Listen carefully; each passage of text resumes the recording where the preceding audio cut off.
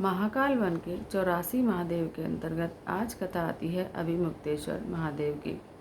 शाकल नाम के नगर में राजा थे चित्रसेन। उनकी रानी का नाम था चंद्रप्रदा।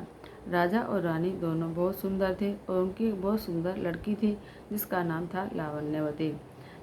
लावण्यवती को अपने पूर्व जन्म की बहुत सी बातें याद थी। जब वह युवा हुई तो राजा ने उसे बुलाया और कहा कि बताओ बेटी, मैं तुम्हारा विवाह किससे करूं?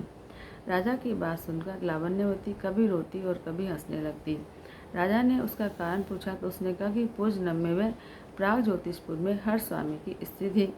रूपवान होने के बाद भी उसके पति ब्रह्मचर्य का पालन करते थे और उससे क्रोधित रहते थे। एक बार वह अपने पिता के घर गई और उन्हें पूरी बात बताई। उसके पिता ने उसे विमंत्रित वस्त्रें और मंत्र दिए जिससे उसका पति उसके वश में हो गया। पति के साथ सुखी जीवन जीने के बाद उसकी मृत्यु हो गई और वह नरक को प्राप्त हुई। यहाँ तरह तरह की यातनाएं भोगने के बाद पापों का कुछ नाश करने के लिए वह एक चांडाल के घर उसका जन्म हुआ। वहाँ सुंदर रूप पाने के बाद उसके सिर पर फोड़े हो गए और जानवर उसे काटने लगे। उससे बचने के लिए वह भागी और महाकाल वन पहुँच गई। वहाँ उसने भगवान शिव और पिपलादेश्वर के दर्शन किए। दर्शन के कारण उसे स्वर्ग की प्राप्ति हुई। स्वर्ग में देवताओं के साथ रहने के कारण उसका आपके यहाँ जन्म हुआ है।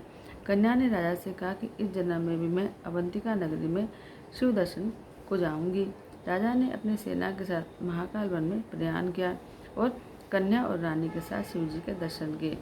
लावण्यवती ने वहाँ शिवलिंग का दर्शन और पूजा कर देह त्याग दिया और शिव में समाहित हो गई। क्योंकि लावण्यवती की मुक्ति हुई थी तो इस शिवलिंग को अभिमुक्तेश्वर महादेव के नाम से जानते हैं। महाकाल वन में अभिमुक्तेश्वर महादेव का मंदिर सिंहपुरी मार्ग में मंगलनाथ के आगे पड़ता है। बोलो शंकर भगवान की जय। हर हर महादेव, हर हर महादेव।